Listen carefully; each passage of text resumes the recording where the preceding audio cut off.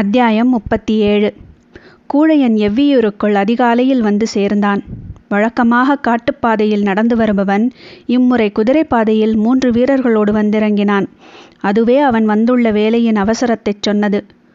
ஒதியஞ்சேரல் கீழ்மலையில் புதர் விலக்கி பாதை உருவாக்கி கொண்டிருக்கிறான். அதற்கடுத்து பரம்புமலை தொடங்குகிறது. நம் பகுதியில் நுழையவில்லை, ஆனால் மிக கவனமாக திட்டமிட்டு பணியாற்றிக் கொண்டிருக்கிறான். கடற்கரை பகுதியிலிருந்து மூங்கில் நார்க்கொடிகளை எண்ணற்ற வண்டிகளில் கொண்டு வந்து தொடர்ந்து இறக்குகின்றனர். அது ஏன் என்று தெரியவில்லை என்று தென்திசை நிலைமையை விளக்கினான் கூழையன். பாரியோடு தேக்கனும் வேட்டூர் பழையனும் முடியனும் அவையில் வீற்றிருந்தனர். எப்பொழுதும் விழிப்போடு இருப்பது கூழையனின் இயல்பு. உரிய நேரத்தில்தான் விழிப்போடு இயங்க வேண்டும், மற்ற நேரத்தில் இயல்போடு இயங்க வேண்டும் என்று அவனுக்கு பலமுறை சொல்லியாகிவிட்டது. ஆனாலும் கேட்க மறுக்கிறான் என்று சலித்து கொண்டார் வேட்டூர் பழையன். ஆனால் தேக்கனுக்கோ நிலைமையை எளிதாக எடுத்துக்கொள்ளக்கூடாது என்று தோன்றியது. சேரனின் வன்மம் மிக ஆழமானது. 10 ஆண்டுகளுக்கும் மேலாக அவன் காத்திருக்கிறான். இப்பொழுது குடநாடு அவனுக்கு வாய்ப்பாக வந்தவுடன் செயலிலே இறங்கிவிட்டான் என்று தோன்றியது. தேக்கன் என்ன சொல்லப் போகிறார் என கூழையன் கவனித்து கொண்டிருந்த பொழுது பாரி சொன்னான், கீழ்மலை பாதையில் நமது எல்லைக்குள் வராமல் கவனமாக நிறுத்தியிருக்கிறான் என்றால் வேறு ஏதோ பகுதியில் பாதை ஊடுருவிக் கொண்டிருக்கிறது என்று பொருள். அவன் கூழையனை நன்கு புரிந்து வைத்திருக்கின்றான் என்றான் பாரி. பழையன் சொல்லியதைத்தான் பாரி வேறு விதத்தில் சொல்கிறான் என்பது அனைவருக்கும் புரிந்தது. உதியஞ்சேரல் இம்முறை குடநாட்டைத்தான் முதலிலே உள்ளிறக்கி விடுவான். நம் மீது கொண்டுள்ள பகையால் நடக்கும் இப்போரில் அவனது முதல் தந்திரம் சக கூட்டாளியை காவு கொடுப்பது என்றான் பாரி. உதியஞ்சேரல் எப்படி சிந்திப்பான் என்பதை நன்கு உணர்ந்தவன் பாரி. அவனது கருத்து முற்றிலும் சரியென்று எல்லோருக்கும் தெரியும். உரையாடலின் இறுதியில் பரம்பு நாட்டின் வடமேற்கு எல்லை பகுதிக்கு செல்ல முடியனுக்கு உத்தரவு கொடுக்கப்பட்டது. ஆனாலும் அனைவரும் வலியுறுத்தியதென்னவோ தேக்கனின் செயலைத்தான். காடரியை இப்பொழுது போகும் முடிவை பற்றி மீண்டும் யோசியுங்கள் என்று சொன்னார்கள். கூழையன் மிக கடுமையான கோபத்தை தேக்கனின் மீது வெளிப்படுத்தினான். இறுதியாக இச்சிக்கல் தொடர்பாக பெரியவர் வாரிக்கையனிடம் கருத்து கேட்கலாம் என்று முடிவானது. அவர்தான் எவ்வியூரில் இருப்பதிலே மிக முதியவர். வயதானதால் இது போன்ற சிக்கல்களில் ஈடுபடுவதில்லை. ஆனால் குழப்பமான நிலை ஏற்பட்டால் பாரி இறுதியாக கருத்து கேட்பது வாரிக்கையனிடம்தான். இப்பொழுது சிக்கல் அவரிடம் போனது. போர்ச்சூழலை புரிந்து கொண்டு தேக்கன் தனது முடிவை மாற்ற வேண்டும் என்று கூழையனும் பழையனும் கூறினர். சாமப்பூ மலர்ந்த பிறகு முடிவை மாற்றுவது மரபன்று என்று தேக்கன் கூறினான். இரண்டுக்குள்ளும் இருக்கும் உண்மைகளை சிந்தித்து வாரிக்கையன் சொன்னார், முழுநிலவுக்கு இன்னும் 3 வாரங்கள் இருக்கின்றன. அதற்குள் பஹரியின் ஈரலை கொண்டு வர பரம்பு மக்களுக்கு பாரி உத்தரவிடட்டும். கொண்டு வருகிறவன் புதிய தேக்கனாய் பிள்ளைகளை காடறி அழைத்துச் செல்லட்டும். யாரும் கொண்டு வரவில்லை என்றால் நீதான் போக வேண்டும் என்றார். வாரிக்கையன் சொன்ன பிறகு மறுத்து பேச ஒன்றுமில்லை. ஆனால் 3 வாரத்துக்குள் பஹரியை வேட்டையாடுவதெல்லாம் நடக்காத செயல் என்று அனைவருக்கும் தெரியும். வேறு வழியின்றி ஒப்புக்கொண்டனர். மறுநாள் கூழையன் தென் திசைக்கும் முடியன் வடமேற்கு திசைக்கும் புறப்பட்டனர். பரம்பு நாடு முழுவதும் பஹரி வேட்டையை அறிவித்தான் பாரி. இந்த நிகழ்வுகளெல்லாம் கபிலருக்கு பின்னர்தான் தெரிய வந்தன. பஹரிதான் பறவைகளின் தலைவன். அதன் வேகத்தையும் நுட்பத்தையும் வேறெந்த பறவைக்கும் ஈடு சொல்ல முடியாது. அது முட்டை போட்ட அன்றே குஞ்சு பொரிக்கும் ஆற்றல் வாய்ந்தது. பிற பறவைகள் பல நாட்கள் அடைகாத்து உடல் சூட்டை முட்டைக்கு இறக்கி குஞ்சு பொரிக்கின்றன. ஆனால் பஹரி அப்படியன்று. தனது உடலின் வழி பெரும் வெப்பத்தை கடத்தக்கூடியது. பஹரியின் ஈரலை சாப்பிட்ட மனிதனை எந்த விலங்கு தீண்டினாலும் அதன் நஞ்சு அவனை ஒன்றும் செய்யாது. சில நேரம் தீண்டிய விலங்கு பாதிப்புக்கு உள்ளாகும். பஹரியை கண்ணில் பார்ப்பதும் அதனை அடித்து வேட்டையாடுவதும் எளிதான செயல் அல்ல. பஹரியின் ஈரல் உண்டவனே எவ்வியூரின் தேக்கனாகிறான். கொடிய பாம்புகளாலும் பூச்சிகளாலும் செடி கொடிகளின் சுனைகளாலும் எவ்வித பாதிப்பும் ஏற்படாத மனிதனே காடறியும் ஆசானாக செயல்பட முடியும். அவனை நம்பியே பரம்பின் பிள்ளைகளை காட்டுக்குள் அனுப்ப முடியும். இல்லையென்றால் இவ்வடற்காட்டில் என்ன நடக்குமென அனுமானிக்கவே முடியாது. பஹரியை தேடி பரம்பின் கண்கள் வானமெங்கும் பறந்து கொண்டிருந்தன. நாட்கள் நகர்ந்தன. அடர்மழை கொட்டி தீர்க்க பகல் பொழுது மிக குறுகியதாகவே இருந்தது. அதில் பஹரியை போன்றதொரு வீறு கொண்ட பறவையை பார்ப்பதே மிக அரிது. பின் எங்கே வேட்டையாடுவது? பரம்பு மலையின் எல்லா முகடுகளிலும் மக்கள் ஏறி இறங்கினர். தன் இயல்பில் எப்பொழுதோ கண்ணில் படும் ஒரு பறவையை தனித்து வேட்டையாடி பிடிக்கும் அளவிற்கு மனிதனின் கைக்குள் இயற்கை சுருங்கிவிடவில்லை. பரம்பின் மக்கள் அச்சிறு பறவையிடம் தங்களின் தோல்வியை ஒப்புக்கொள்ளும் கடைசி பகலும் முடிவுக்கு வந்தது. இன்றிரவு முழுநிலவு நாள். வேட்டூர் பழையன் செய்திக்காக முன்னிரவு வரை காத்திருந்தான். எங்கிருந்தும் செய்தி வரவில்லை. பகரி அகப்படவில்லை என்பது முடிவானது. இனி தேக்கன் காடறிய புறப்படுதலை தடுக்க முடியாது என தெரிந்ததும் பழையன் வேட்டுவன் பாறை நோக்கி புறப்பட ஆயத்தமானான். முன்னிரவில் தேக்கனை கண்டு பேசினான். பிள்ளைகளை நல்லபடியாக பயிற்றுவித்து கொண்டு வா, மற்றவற்றை நாங்கள் பார்த்து கொள்கிறோம் என்று சொல்லிவிட்டு புறப்பட்டான். அவனோடு இளம் வீரர்களும் உடன் வந்தனர்.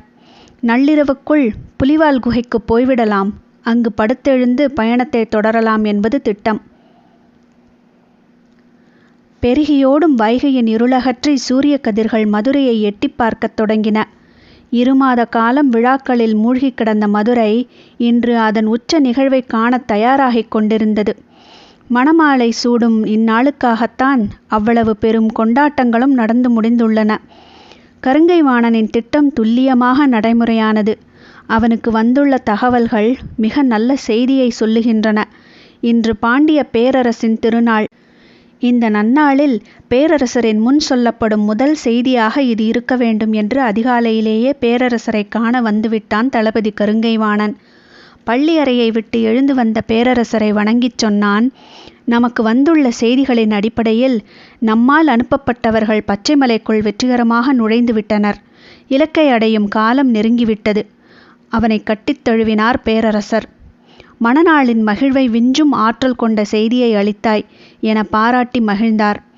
புதிய வெப்பனுக்கும் தெரிவித்துவிடு, சூழ்கடல் முதுவனுக்கும் சொல், மணவிழாவின் மகிழ்வு எல்லையற்றதாய் பெருகட்டும். வணங்கி விடை பெற்றான் கருங்கைவாணன். பள்ளியறை திரைச்சீலையை விலக்கி வெளியேறி வந்த பொற்சுவை நீராழி அரங்கிற்குள் நுழைந்தாள். நீள்வட்ட பளிங்கு நீர்க்குடுவை அவளுக்காக காத்திருந்தது. அதில் 42 நறுமணப் பொருட்கள் கலக்கப்பட்ட மணநீர் நிரப்பப்பட்டிருந்தது. பொற்சுவை அருகில் வந்தாள். சுற்றிலும் சேவை பெண்கள் நின்றிருந்தனர். பக்கவாட்டில் அமைந்திருந்த படிமேல் ஏறி வலது கால் நீட்டி பெருவிரல் கொண்டு நீரினை அசைத்தாள். சிற்றலைகள் விளிம்பில் போய் முட்டி திரும்பின. அந்நீரலைகளை பார்த்தபடி கால் நுழைத்து கழுத்து வரை உள்ளிறங்கினாள். நீர் மெல்லிய சூடு கொண்டிருந்தது. அதிகாலை குளிருக்கு இதம் தர இதைவிட வேறென்ன இருக்கிறது?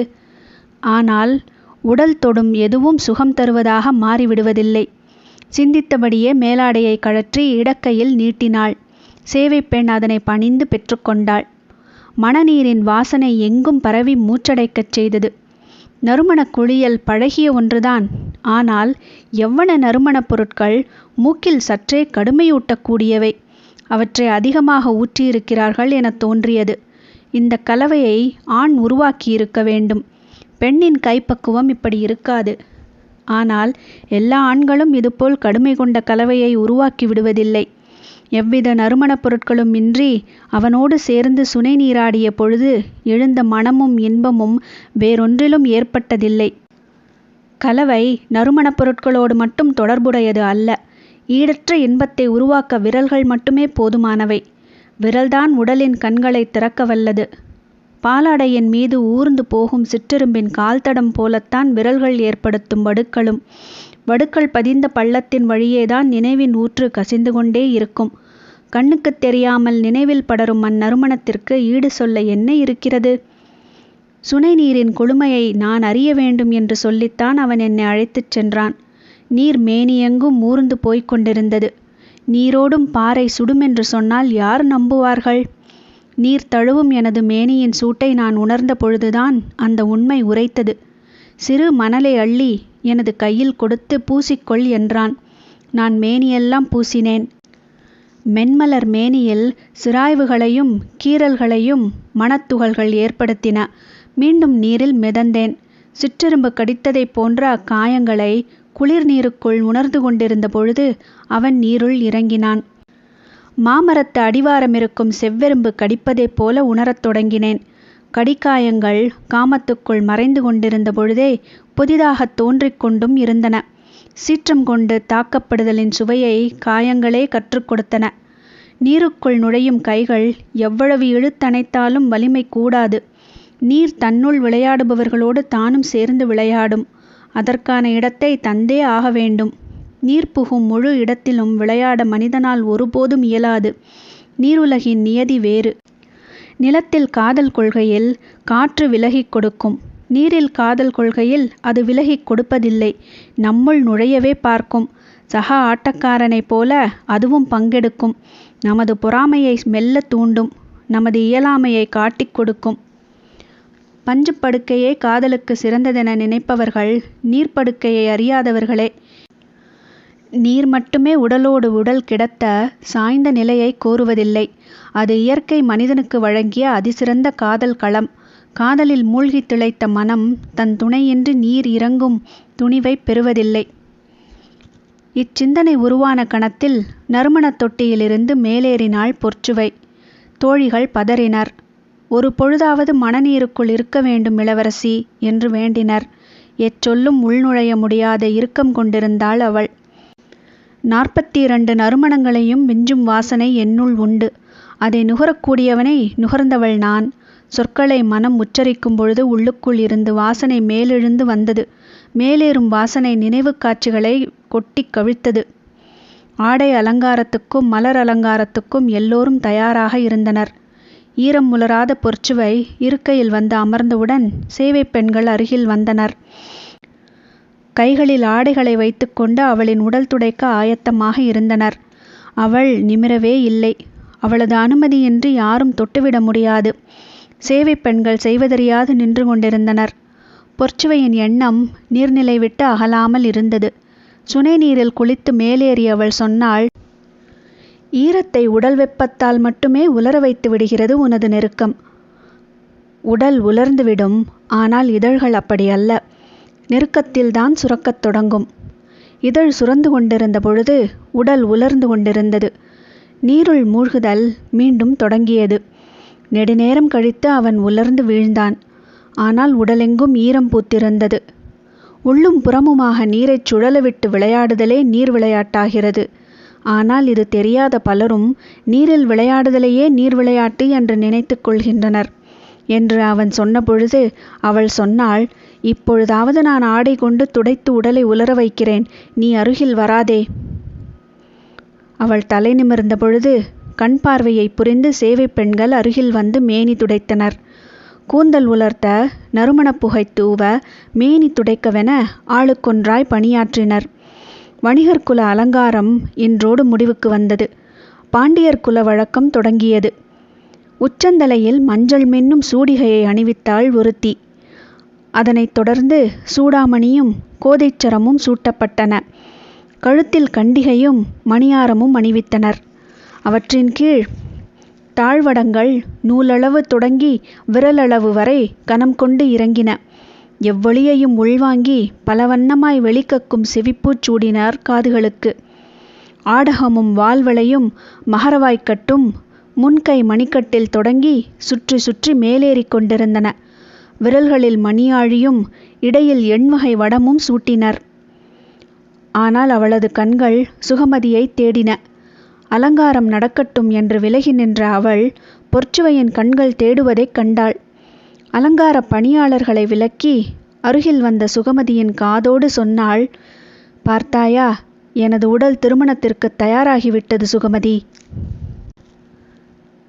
தேக்கன் 11 சிறுவர்களோடு புறப்படத் தயாரானான். சிறுவர்களை காடறிய அனுப்பும் நாள் எவ்வியூரின் உணர்ச்சி பெருநாள். தன் மகனை காட்டுக்கு கொடுத்தனுப்பும் பெண்களின் ஆவேசம் அடங்காய் எழுச்சி கொள்ளும். குலவையொலியால் காடு கிடுகிடுக்கும். பரம்பின் தலைவன் குருதி பலி ஈந்து சிறுவர்களை அனுப்பினான். பாரியின் மனை நீங்கி குலநாகினிகளின் முன்வந்து அமர்ந்தனர் சிறுவர்கள். உடல் வலுவிலும் வயதிலும் மூத்தவனாக கீதானி முன்னிருந்தான். அவனை அடுத்து குறுங்கட்டி, முடிநாகன், அவுதி, மடுவன், இளமன் என வரிசையாக இருந்தனர்.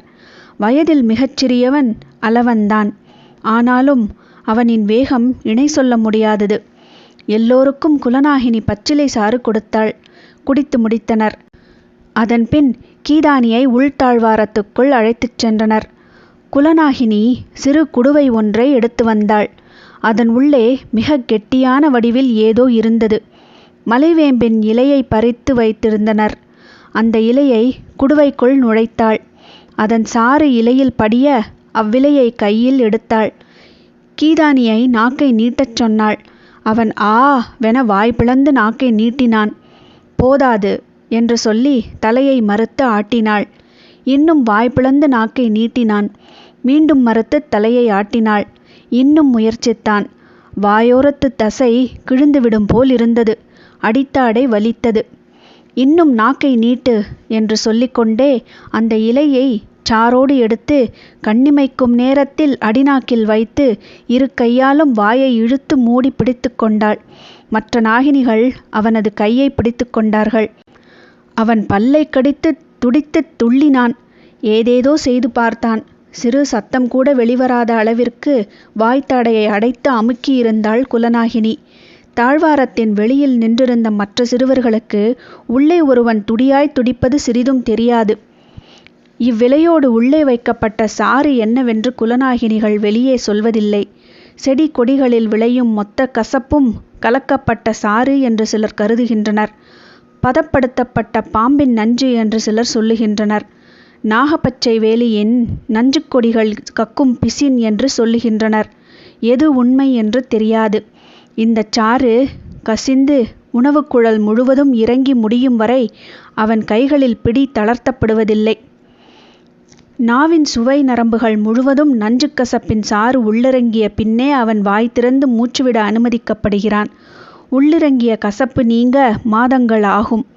மேல் தோலில் விழும் தழும்பு மறையாததைப் போல அடிநாக்கில் நிலை கொண்ட கசப்பு எளிதில் மறையாது. அவனது நாவு சுவையுணவு தேட இன்னும் சில ஆண்டுகள் ஆகும். 60 கோழிக்கறி முதல் அத்திமது வரை அனைத்தின் சுவையும் துளியாவது நாக்கில் பட்டு வளர்ந்த இவர்களின் நினைவிலிருந்தே சுவை அகலும். காடறிந்து வீடு வந்த பின்னும் சில ஆண்டுகள் ஆகும் இக்கசப்பு மறைய. இக்கசப்பின் வாடை காட்டுப்பயணத்துக்கு தேவையான ஒன்று. காட்டின் எல்லா விலங்குகளும் இவ்வாடையை அறியும். சிறுவர்கள் பேசியபடி நடந்து செல்ல இவ்வாடையை நுகர்ந்து அவை விலகிச் செல்கின்றன. விலங்குகளை விலக்க இக்கசப்பின் மனமே மொழியாகிறது. 11 பேரும் மலைவேம்பின் இலையை விழுங்கி துடித்து அடங்கினர். அதன்பின் அவர்கள் புறப்பட்டனர். யாரிடமும் பேச அவர்கள் ஆயத்தமாயில்லை. வாய் திறந்து பேச பேச கசப்பு உள்ளிறங்கும். இக்கசப்புக்கு பழகி அவர்கள் இயல்பாய் பேசத் தொடங்க சில வாரங்களோ அல்லது மாதங்களோ கூட ஆகலாம். அதுவரை மிக மிக குறைவாகவே அவர்கள் பேசுவர். பேசும் ஒவ்வொரு சொல்லும் ஒரு குடம் வேம்பின் சாற்றை குடிப்பதற்கு சமம். அடித்தொண்டை முழுவதும் தேங்கிய கசப்பு நிற்க அதன் பிறகு யாரிடமும் பேசாமல் எவ்வியூர் விட்டு வெளியேறினர். சிலர் வில் அம்பு வைத்திருந்தனர். சிலர் ஈட்டியை ஏந்தி பிடித்திருந்தனர். சிலரிடம் கவண்கல் இருந்தது. அவர்களுக்கான ஆயுதத்தை எடுத்து வந்தனர். ஆனால் இதுவெல்லாம் தொடக்க நிலைக்குதான். அவர்கள் பயன்படுத்த வேண்டிய வலிமை மிகுந்த ஆயுதங்களை இனி அவர்களே காட்டில் உருவாக்கிக் கொள்வார்கள். தங்களுக்கான தனித்துவம் மிக்க ஆயுதம் எதுவென்று அவர்கள் கண்டறியும் வரை இவ்வாயுதம் அவர்களில் கையில் இருக்கும். தேக்கன் வழக்கம்போல தனக்கான ஆயுதத்தை வீட்டிலிருந்து எடுத்து வந்தான். அது பன்றியின் கடவாய்க் கொம்பு. இக்காட்டில் மிக வலிமை வாய்ந்த பொருள் எதுவென கேட்டால் அது பன்றியின் கடவாய்க் கொம்புதான். அதனை உடைக்கவோ நொறுக்கவோ முடியாது. அதன் அடிப்பகுதிக்கு என்ன வலிமை இருக்கிறதோ அதே வலிமை கூர்மை மிகுந்த முனைப்பகுதிக்கும் உண்டு. எனவே முனையின் கூர்மை ஒருபோதும் சிதைவுறாது. தேக்கன் இரு கொம்புகளின் அடிப்பகுதியில் துளையிட்டு அருந்துபடாத நார்கொண்டு 2 கையின் மணிக்கட்டோடு சேர்த்து கட்டியிருந்தான். காடறிதல் பயணக்காலம் முழுமைக்கும் அவன் பயன்படுத்தும் ஒரே ஆயுதம் அது மட்டும்தான். மணிக்கட்டில் கட்டி உள்ளங்கைக்குள் மடக்கி கொண்டால் இப்படி ஓர் ஆயுதம் இருப்பதே வெளியில் தெரியாது. இது கொண்டு எந்த மரத்தின் அடிப்பகுதியையும் குத்தி இழுத்தால் நரம்புச் செதில்கள் பீய்ந்து நொறுங்கும். இறுகிய மரத்தின் தூரையே பீத்தி எடுக்குமென்றால் விலங்குகளெல்லாம் ஒரு பொருட்டே அல்ல. காடறிந்து சிறந்த போர்வீரனாக விளங்கி தனது திறமையால் பல வலிமை மிகுந்த பணிகளைச் செய்து இறுதியில் பகரியை வேட்டையாடி ஈரலை தின்றவன்தான் தேக்கன் ஆகிறான். எனவே அவன் தனது உடல் அசைவையோ ஆற்றலையோ துளியும் வீணாக செலவிட மாட்டான். எந்த ஒரு விலங்கின் தாக்குதலையும் சமாளிக்க மிகச்சில அடிகள் போதும். குத்திக் கொன்று வீழ்த்துவதெல்லாம் வீரர்களின் தொடக்ககால வாழ்வின் நிகழ்த்தும் செயல். ஆனால் வாழ்வு முழுவதும் காடு பார்த்து பட்டறிவின் உச்சத்தில் நிற்கும் தேக்கனுக்கு தேவை மிகச்சிறிய சில அசைவுகள்தான். எந்த விலங்கின் நரம்பை எங்கு தட்டினால் போதும் என்று தெரியும். கைப்பிடி அளவு கோரைப்புற்களின் முனையில் முடிச்சிட்டு அதனை கொண்டு அடித்தால் யானை நகர முடியாமல் உட்காரும். அவன் மரம், செடி, கொடி, விலங்கு, பறவை, மனிதன் எல்லாவற்றையும் நரம்புகள் கொண்டு அறிந்தவனாகிறான். எனவே நரம்புகளின் இயங்கு விசை அவனுக்கு பிடிபட்டு விடுகிறது. விலங்குகளின் வலிமை, ஆற்றல் மீதான கருத்தெல்லாம் நினைவில் இருந்தே உதிர்ந்து விடுகிறது. காடறியும் 4வது பயணத்தை மேற்கொள்ளும் தேக்கனின் முதல் நாள் நினைவில் கடந்த காலம் எதுவும் வந்து செல்லவில்லை. வழக்கம்போல் இன்றைய நாளின் நிகழ்வு மட்டுமே அவன் மனதில் ஓடியது. சாமப்பூவின் வாசனை வந்து சென்றது. முன்னால் சென்றவனைத் தொடர்ந்து 11 பேரும் வந்து கொண்டிருந்தனர். யாரும் வாயை திறந்து எதுவும் கேட்கவில்லை. வாயை திறந்தாலே காற்று உள்ளே போய் ஒரு குடம் நஞ்சை அடிவயிற்றில் கொட்டி கவிழ்ப்பது போல இருக்கிறது. எனவே அனைவரும் பேச்சின்றி பின்தொடர்ந்தனர். நீண்ட நேரத்திற்குப் பிறகு சிறுவன் அளவன் கேட்டான், எதை நோக்கி போகிறோம்? நடந்தபடியே தேக்கன் சொன்னான், கொற்றவையை வழிபட கூத்துக்களம் நோக்கிச் செல்கிறோம்.